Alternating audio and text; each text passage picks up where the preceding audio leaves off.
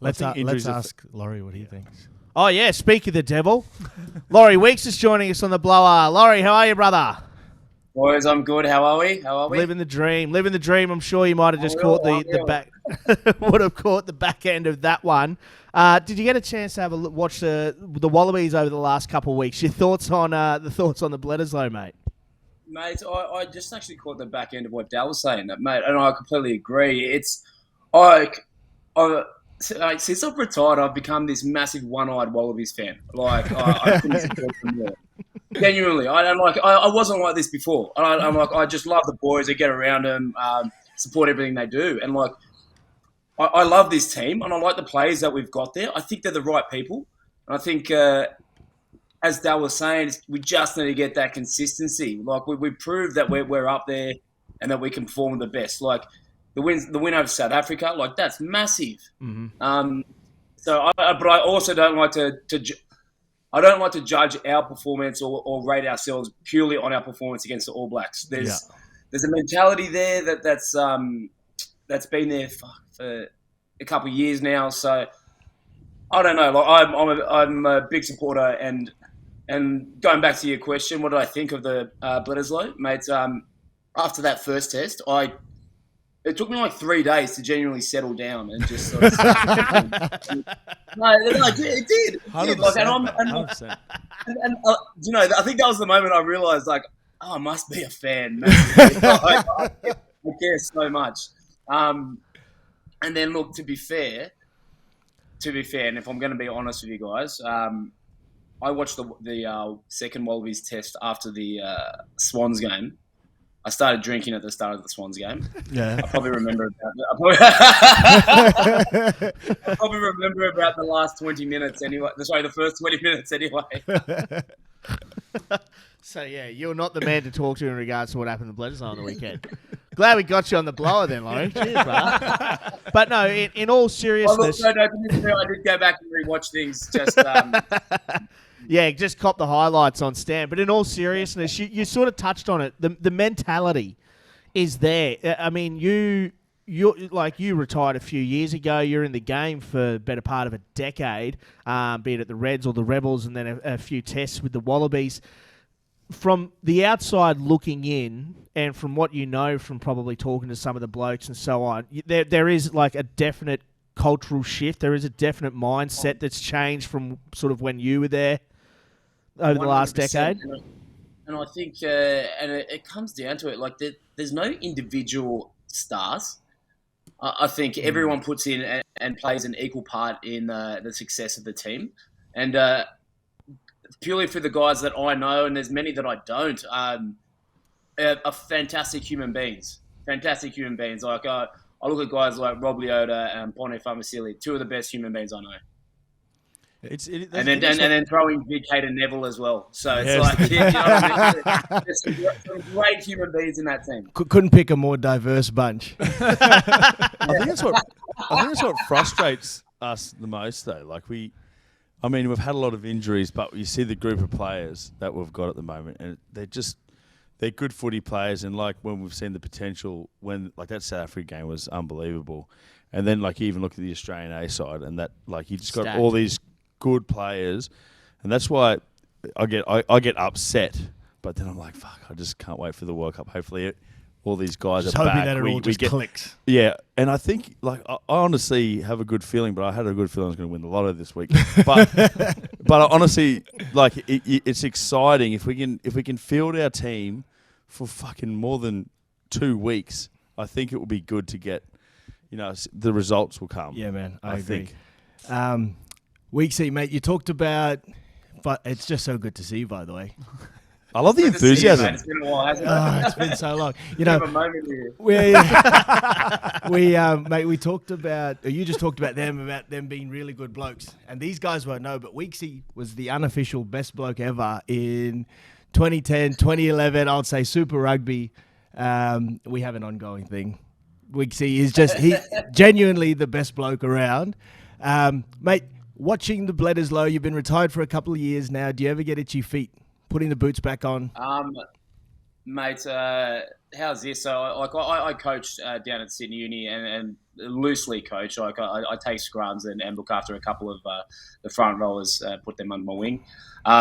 And like I remember the first time I rocked up and I was like, geez, I'd love to run around and just put shots on all these boys. Mate, the longer I got there, I realised that I am absolutely kidding myself. No longer have it. I'm definitely not with it.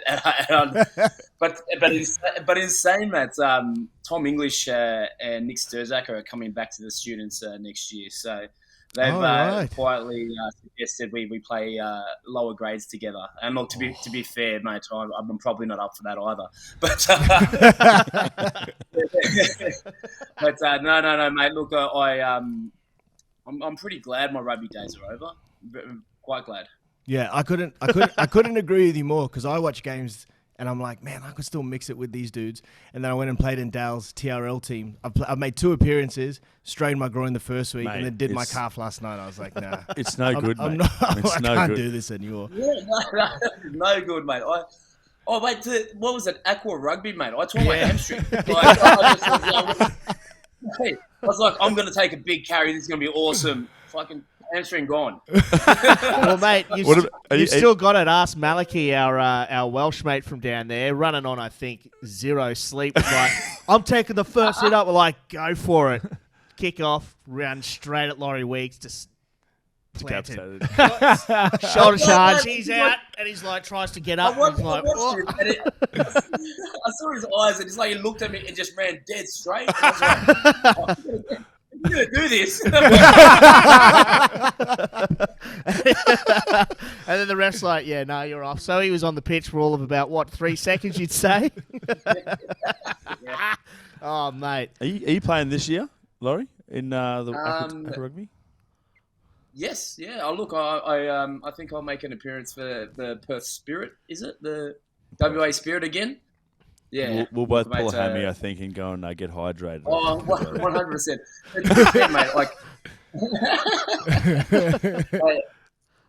Mate, it's a dangerous game, because the games aren't until like 3 p.m. So if you rock up at 10 a.m. and there's open bars there. Oh yeah. Mate, not in the best shape to be playing footy. Maybe that's why I tore my hammy.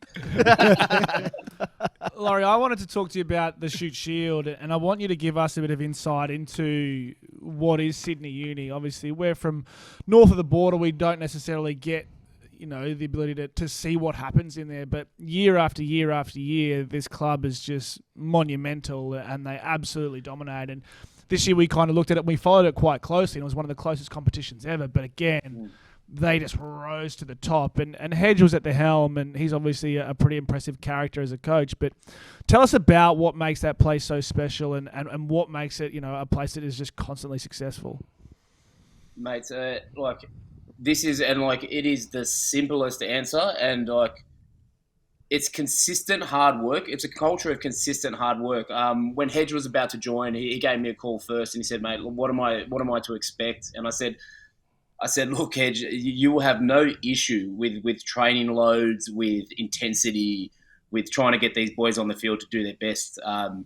It's ingrained in them. I know when I started when I was there, nearly 20 years ago, you had guys like Tom Carter and Tim Davidson who instilled this culture where it's all about outworking everyone else. So when it came to the game, you had absolute faith and trust. And look, those early days, what they've done now, they've built this culture of winning. And so it's a strange one. And I remember my last couple of years playing for uni, you'd be in a game, you'd be in a semi-final down by 2 points, 10 minutes to go, absolute no worries at all, knowing full well that you're going to come through and win this game. And there's just those little things that make a difference. And I contrast that to my time at the Rebels. We'd be up by 10 with 10 to go, and we're like, shit, we're gonna lose this. That was the feeling, and it's like it's in complete contrast. So look, and that's not me talking bad about the Rebels now. I don't have anything to do with them, so I don't know what their culture and inner sanctum's like. But that at my time there, but yeah, look, it's taken 20 years to get to a point now where were able to field pretty much 90% of the guys were second graders last year. Awesome. It just who just moved through and then end up winning one of the tightest competitions I've ever seen. And like full credit to them, amazing guys. Love a beer, so they're not nerds. I beg to differ. Oh yeah. Well, they're obviously not like the uni guys up here then. Oh, yeah. Is it a bit of a different? Is it a bit of a different culture between uni up here and down there? Like, is up here it's a bit more transient. Down there is the Sydney uni boys. A lot of the guys stay at the club for a long time and all that sort of stuff. Yeah. So look at right now, we're still looking to get anyone who's moving. A lot of the guys, especially sort of from my era, are retiring now and wrapping things up, looking to move back to Sydney. And sort of everyone's first port of call is to come back to the club and just almost as their base. And it's, it's so good just having the older heads around to develop that culture and continue that culture. And like even when I was there this season, guys who were old when I was there and first started playing when I was as a 20-year-old are still at that club, turning up on Saturdays to watch games. So it's genuine, and I get the hate, and secretly I love it because I'd much rather be hated for being good than correct, yeah, exactly. Being mediocre. Well, you won't like this show then. But you nailed it there, Weeksy. And what I like to hear from you then was you were saying that there are a few guys, obviously around our age, overseas who are retiring and they're wanting to come back to the club. And I think that's just, it's super important. And I talked to Benny Moen about it when we came back in 2020. And he was just like, mate, and he is like a passionate East Tiger. And he was like, there was no other way this was going to go. As soon as I hung up the boots from professional footy, I was going to come back. And it's like, you think about how much the game of rugby has given us and how many experiences it's given us. It only seems right to come back and contribute to where it all sort of started. Yeah, 100%. And it's exactly the same thing, mate. People I think a lot of guys sort of recognise the impact that playing for Sydney Uni had on their career. I know I certainly had. Like, I don't think I would have made it at another club. So it's almost just it's repaying not the favour, but like just repay the people there because I think the top dogs there when you're talking about the CEO, the presidents and chairman are all the same people who were there 20 years ago. There's a lot of stability in their structure there. Yeah, and it just feels like the right thing to do. Hey, and tell me, how did you enjoy being on the other side this year, coaching the guys? Was that something that you'll look to do more in the future? Do you know what? I don't think so.